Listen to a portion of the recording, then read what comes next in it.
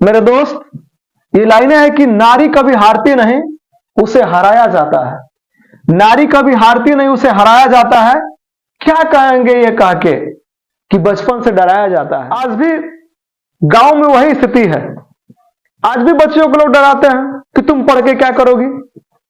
लड़का और लड़की में डिफरेंस पैदा विधवा हो जाती थी औरत तो उनके बाल काट दिए जाते थे, उन्हें घर में रखा जाता था और उनका शोषण होता था। सावित्रीबाई फुले ने इसके लिए बड़ा संघर्ष किया और ऐसी एक घटना घटी कि एक महिला का बलात्कार किया गया। आप समझ सकते हो कि बच्चा कैसे पैदा हुआ है।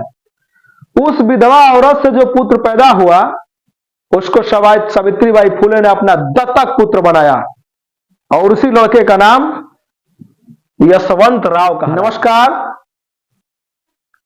मैं माइकल भारद्वाज जनता तक पलिया फेसबुक पेज से आपके बीच फिर लेके आया हूं एक नई वीडियो सावित्रीबाई फुले के जयंती पर। सैल्यूट है सावित्रीबाई फुले को, जिन्होंने 18वीं सदी में, उस सदी में जिस सदी में छुआछूत चरम सीमा पर था, उस 18वीं सदी में बालिकाओं को पढ़ने लायक बनाया। सावित्रीबाई फुले की देन है कि आज बालिकाएं पढ़ रही हैं। मैं चाहूंगा कि ये वीडियो उस हर बालिका तक जाए जो सावित्रीबाई फुले के बारे में नहीं जानती है। जानती है तो इस वीडियो के माध्यम से थोड़ा और ज्यादा ब्रॉड रूप में जाने कि सावित्रीबाई फुले कौन है, उन्होंने आपके लिए क्या किया है। ये जो आप मैम शब्द इस्तेमाल कर रहे हैं, यस मैम, ये जो मैम शब्द आप इस्तेमाल कर रहे हैं, ये उनकी दी हुई ताकत है जिनकी बदौलत आप कक्षाओं में बच्चियां बैठ के पढ़ाई करती हैं। धन्यवाद है सावित्रीबाई फुले को। आज 195 वर्ष हो गए और फिर हम सावित्रीबाई फुले को आज याद किए हैं। आज 3 जनवरी है और 3 जनवरी 1831 को सावित्रीबाई फुले का जन्म हुआ था। अब इनके विषय में थोड़ा मैं डिटेल बात करना चाहूंगा आपके बीच में। सावित्रीबाई फुले का जन्म 18वीं सदी में 3 जनवरी 1831 को हुआ था।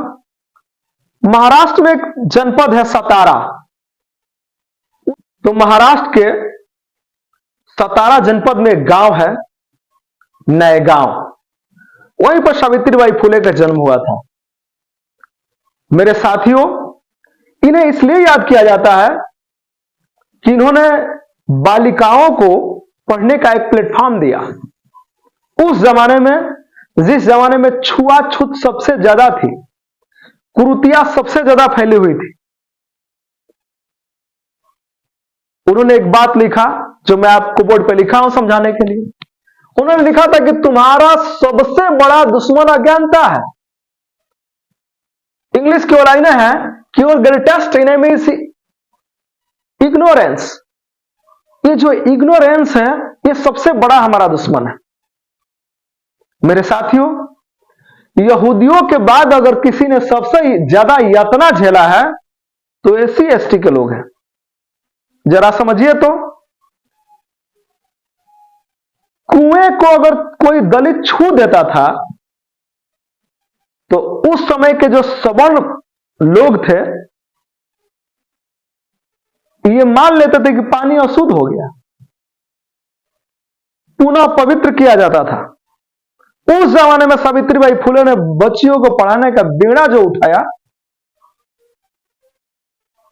वो काबिले तारीफ है। सावित्रीबाई फुले की जो शादी थी वो 9 वर्ष में ही हो गई थी, 9-10 के करीब में हो गई थी। जब ये गई वहां पर तो उनके पति ज्योतिबा जो फुले थे, ज्योतिबा राव,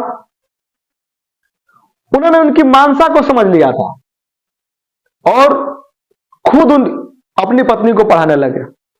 लेकिन ये बात कितना दिन छुपती, घर में जो पढ़ाना है। बाहर खेतों में जाते थे काम करने के लिए, वहां भी उनको पढ़ाते थे। एक दिन इनके पिताजी जान गए, ज्योतिबा राव के पिताजी, और दोनों लोग घर से बाहर खेद दिए। अब समझिए कि जब ये घर से बाहर खेद दिए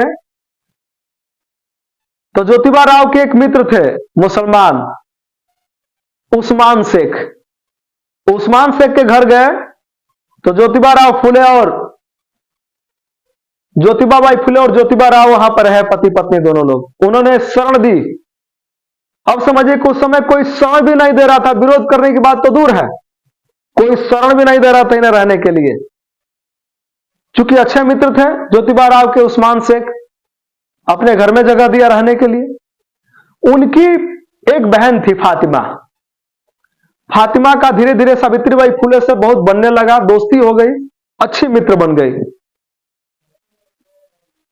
उसके बाद दोनों लोग, फातिमा और ज्योतिबा भाई फुले मिलकर के अपने एजुकेशन सिस्टम को आगे बढ़ाया। अब समझिए कि शिक्षा प्राप्त करने के लिए घर से खदेड़ दिया गया कि भागो, इस घर में तुम लोग रहने लायक नहीं हो। किसकी वजह से? उस समय के सवर्णों की वजह से, उस समय के ब्राह्मणों की वजह से। क्योंकि सबसे ज्यादा नरक किसी ने किया था तो इन लोगों ने किया था। हम तो कभी कभी हिस्ट्री पढ़ने के बाद धन्यवाद देते हैं अंग्रेजों को, क्या आप इस देश में, भले देश गुलाम हुआ था, आपके अधीन था, लेकिन इस देश में अगर किसी ने मदद किया तो उसमें अंग्रेजों की भूमिका है। अब समझिए कि जब पढ़ाने जाती थी ज्योतिबा बाई फुले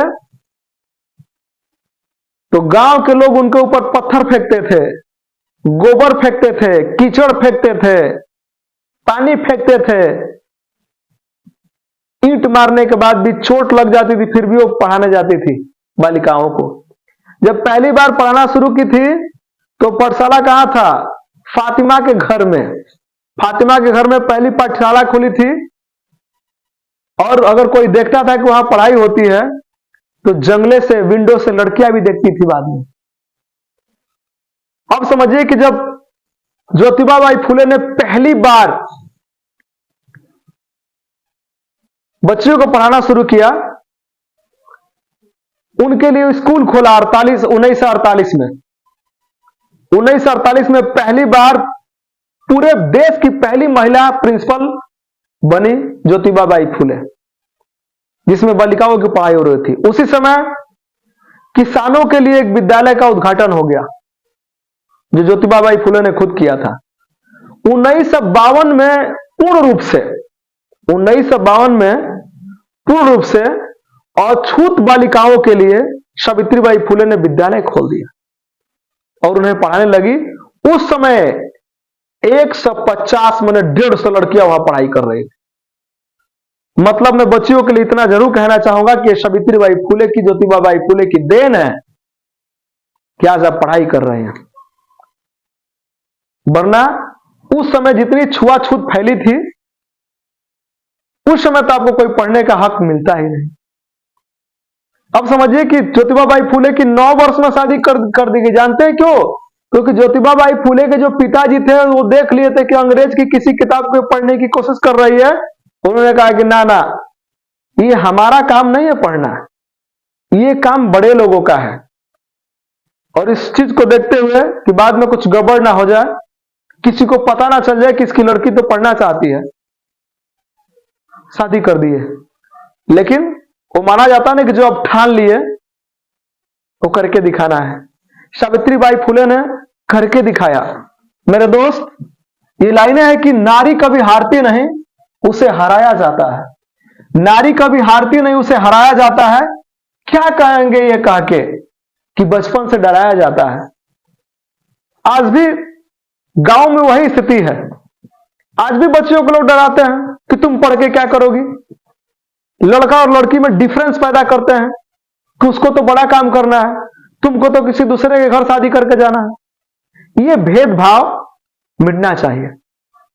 ठीक है, इस विषय को हटाते हैं, हम लोग अपने अभी ट्रैक पे हैं।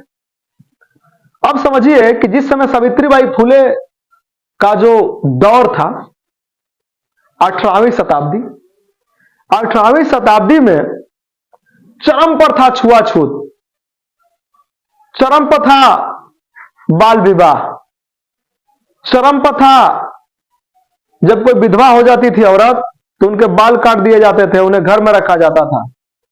और उनका शोषण होता था। ये शोषण कौन करता था? उस समय जो अपने आप को ब्राह्मण कहते थे वो इनका शोषण करते थे। अब समझिए कि उस शोषण के दौरान महिलाएं अगर गर्भवती हो जाती थी फिर उन्हें जान से मार दिया जाता था या वो आत्महत्या के लिए बाध्य हो जाती थी। सावित्रीबाई फुले ने इसके लिए बड़ा संघर्ष किया और ऐसी एक घटना घटी कि एक महिला का बलात्कार किया गया और जब वो गर्भवती हो गई तो क्या करती? आत्महत्या करने जा रही थी। सावित्रीबाई फुले ने उसे समझा बुझा के मनाया और जो पुत्र पैदा हुआ उस विधवा औरत से, अब समझ सकते हो कि बच्चा कैसे पैदा हुआ है। उस विधवा औरत से जो पुत्र पैदा हुआ उसको सावित्रीबाई फुले ने अपना दत्तक पुत्र बनाया और उसी लड़के का नाम यशवंत राव कहलाया। यशवंत राय चूंकि जिस परिवेश में थे उन्हें समझ में आ गया कि मुझे जनता की सेवा करनी है और यशवंत राव पढ़ाई लिखाई करके डॉक्टर बन गए। जब डॉक्टर बन गए तो जनता की सेवा ऐसे भी कर रहे थे। उसी शताब्दी में प्लेग आया। जब उस शताब्दी में प्लेग आया तो ये सारे लोग जुट गए, सावित्रीबाई फुले, ज्योतिबा राव फुले, यशवंत राव, इनकी दोस्त फातिमा, ये सारे लोग। कहते हैं ना कि कभी कभी ऐसा होता है कि आप कुछ अच्छा कर रहे हैं तो आपके साथ में कुछ बुरा हो जाता है। नियति को कौन टाल सकता है? प्लेग की रोगियों की सेवा करते करते करते करते करते करते सावित्रीबाई फुले को भी रोग हो गया और उसी रोग की बदौलत 10 मार्च 1897 को, मैंने कहूं तो 66 वर्ष 2 महीने 7 दिन का यह जीवन रहा और सावित्रीबाई फुले की मौत हो गई भारत के पुणे में। मेरे दोस्त, मेरे साथी, अंग्रेजों ने एक बात और कहा था। आखिरी बात मैं याद दिला देना चाहता हूं कि अंग्रेजों ने जानते हैं क्या कहा था? अंग्रेजों ने कहा था कि हाँ, हमने भारत में लोगों को सताया लेकिन वहां के दलितों को खुद भारत वाले हमारे सताने से 10 गुना ज्यादा सताए। अब आप समझ सकते हैं कि कितना उत्पीड़न दलितों के साथ होता था। मेरे दोस्त, अगर आप चाहते हैं कि आपका कुनबा आगे बढ़े, ये समाज आगे बढ़े, तो उसके लिए आपको पढ़ना पड़ेगा, शिक्षा लेनी पड़ेगी, अज्ञानता दूर करना पड़ेगा, तब जाकर के सावित्रीबाई फुले के मार्ग पर आपको चलने का अवसर मिलेगा। मेरे साथी, अभी एक वीडियो जारी हुई है, उसमें साफ रूप से कहा गया कि अगर निम्न वर्गों को तोड़ना है तो उनके संगठन को तोड़ दो, उनके संगठन पर प्रहार करो। जब वो टूट जाएंगे तो मानसिक तौर पर टूटेंगे और जब मानसिक तौर पर टूटेंगे तो आपस में लड़ेंगे। इस चीज का ख्याल रखें कि सावित्रीबाई फुले ने आपको यह नहीं सिखाया है। सावित्रीबाई फुले ने आपको संघर्ष करना सिखाया है, जिनकी जयंती पर मैंने आपको ये लाइनें सुनाई। तो संघर्ष कीजिए और संघर्ष की डोर थामिए। बाबा साहब भीमराव अंबेडकर को भी याद कीजिए, एकजुट रहिए, किसी की हिम्मत नहीं है जो आपको तोड़ सके। तो सावित्रीबाई फुले के संघर्ष को याद कीजिए। सावित्रीबाई फुले के संघर्ष को याद करेंगे तो आपको संघर्ष करने का हौसला मिलेगा। तो इस वीडियो में इतना ही, फिर किसी की जयंती पर नई वीडियो लेकर हम आपके बीच हाजिर होंगे। तब तक के लिए थैंक यू।